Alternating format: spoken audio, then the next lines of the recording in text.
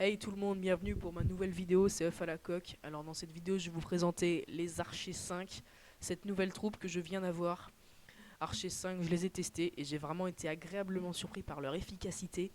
Ils font vraiment beaucoup de dégâts et ils se font plus one-shotter par les mortiers 4. Donc j'ai lancé de suite mes sorciers. En ce moment je suis en farm, j'avais déjà mes barbares. Niveau 5. La prochaine troupe que je risque d'améliorer après les sorciers, ça sera sûrement les géants pour continuer à farmer. Parce que j'utilise les géants pour farmer. Donc je vais tout de suite vous passer mes deux attaques. Alors c'est bon, vous voyez qu'en ce moment je me fais plutôt plaisir. Bon là j'ai pris des HDV extérieurs, mais j'ai plutôt fait des belles attaques. Je vais d'abord vous montrer celle-là. Alors c'était des HDV 7 et j'ai mes troupes 5. Mais souvent quand tu farmes quand même, t'essaies plutôt d'aller chercher une étoile. Et quand tu as un HDV inférieur au tien, tu peux peut-être prendre l'hôtel de ville. Mais ça, là, avec ces troupes-là, j'ai vraiment été. Vraiment, les archers ont vraiment été très efficaces. Les géants, je pense, je savais qu'ils allaient pas faire vraiment long feu, même si ils déblayent un peu. Euh, mais vraiment, les archers. Bon, je vais pas le redire toute la vidéo, mais j'ai bien aimé les archers. Donc les barbares 5 qui aussi travaille bien. Avec les gobelins et le roi qui va pas aller au centre, ça c'est un peu dommage, j'aurais peut-être dû attendre le lancer, que les bâtiments partent un peu. Vous verrez, après je vais lancer vraiment la masse d'archers. Bon là je lance quelques gobelins, mais à la fin je vais vraiment lancer une masse d'archers, vraiment tout le troupeau qui va me rester, je crois qu'il y aura une vingtaine d'archers. Ils vont vraiment faire très mal, ils vont vraiment faire mal. Alors que le compartiment central est accessible, le roi qui se fait bien taper par le canon quand même. Et les archers qui commencent. Là, je lance la masse de gobelins. Et vous allez voir, les archers, ils sont en train d'arriver là. YOLO, j'ai envie de dire. Ils arrivent tous. Ils vont se mettre vraiment en espèce de demi-cercle. Et l'HDV qui tombe. La réserve qui tombe. Il y a tout qui tombe. Le canon qui se fait presque foudrer par. Comme si on lançait trois sorts de foot dessus. Il disparaît comme ça. Bon, le mortier qui va faire des dégâts. Mais qui ne va pas les tuer. Voilà, là, ils ont pris assez cher quand même. Petit mortier 3, je crois. Oui, 3. La tour de sorcier qui tombe, qui n'a pas tapé les archers, heureusement. Il y avait un barbare qui l'a distrait. Et donc l'attaque qui va se finir assez rapidement. Regardez, on prendrait presque des archers pour des casse-briques. Regardez à quelle vitesse le mur va tomber ici. Hop. Il y a peut-être ouais, quand même une quinzaine d'archers qui le tapaient, mais les remparts quand même, c'est pas fait pour être détruit par des archers. Et donc voilà, une très belle attaque qui se finit avec un 150 000, 160 000 d'élixir et plus de 200 000 d'or. Donc ça fait vraiment plaisir. Comme ça, je peux améliorer mes murs en parallèle.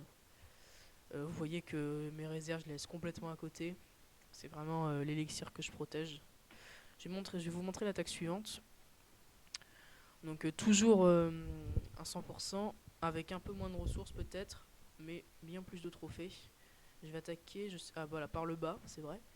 Et donc d'abord je fais une brèche. Le géant que je distrais pour pouvoir lancer mes casse-briques juste derrière. Je lance les 11 autres géants. Ils vont bien taffer. Ils vont être aidés par les barbares, vous verrez. Alors qu'il y avait des petites bombes. C'est toujours bien de les déclencher, j'y avais pas pensé. Donc je lance les gobelins par derrière. Là je pensais à vrai dire que mes troupes, là vous voyez la vague de troupes qui va bientôt se former, allait s'arrêter peut-être aux deux réserves d'or, voire au mortier en construction. Mais c'est allé bien plus loin que ça. Peut-être parce que j'ai lancé mes archers sur les côtés afin qu'ils détruisent les deux canons. Celui du bas est tombé, celui du haut, je crois que je vais relancer. Voilà, je relance quelques archers. Donc ce qui fait que mes géants ne vont pas trop se prendre de dégâts. Le réservoir d'élixir noir qui va bientôt tomber, il a quand même de la vie ce réservoir. Puis les troupes, là c'est vraiment. C'est impressionnant quand tu vois autant de troupes en train de taper vraiment de partout. Moi j'aime toujours quand il te reste plein de troupes et que t'as juste une petite cabane qui est à l'autre bout, t'as tout le monde qui court, le premier qui veut la taper il a gagné, c'est un peu ça. Et donc les géants qui vont, regardez là il y a trois cabanes en haut, les archers vont la taper à la fin. Vous allez voir toutes mes troupes je crois elles vont mourir sauf mes archers. Parce que oui c'est moi qui fais cette attaque donc je m'en rappelle un peu quand même. alors que l'HDV est en train de tomber. Le géant qui va mourir, le géant du bas, il se fait tirer par le canon. Le canon va pas réussir à le détruire. Donc il me reste que des archers et un petit géant. Mais les archers vont très bien, les archers là qui progressent vont très bien s'occuper du canon. Il ne va me poser aucun problème. Ça aurait été un mortier, ça aurait été autre chose. Parce que les mortiers font des dégâts de zone. Pour ceux qui ne le savent toujours pas, il serait temps de le savoir. Et donc là, les deux petits archers qui vont taper la cabane d'ouvriers. Et les 6 autres là en train de taper le mur vont arriver. Et il y a encore des renforts qui arrivent. Donc aucun problème de temps. Avec cette technique, vraiment pas de problème de temps. Et attaque très bien réussie. Très bonne attaque de farm. J'étais très content de moi. Et donc voilà, je crois qu'on va s'arrêter là. Ça fait une petite vidéo de 6 minutes. Donc c'est plutôt sympathique. Alors je vous dis vraiment merci beaucoup d'avoir regardé cette vidéo. N'hésitez pas à vous abonner et à cliquer sur le petit pouce bleu. Ça m'encouragera à continuer. Je passe un gros bisou à tous les membres du clan Mini Clash. Cette guerre là on a intérêt à la gagner parce que à la base je voulais vous faire une vidéo sur l'ancienne guerre avec guerre épique. Je vous montre quand même les détails. Mais on a perdu d'une bataille. C'était vraiment épique. Mais je voulais pas vous faire une vidéo où on perdait. Parce que regardez, lui c'est fail. Et donc du coup tout le monde a commencé à gueuler sur le chat.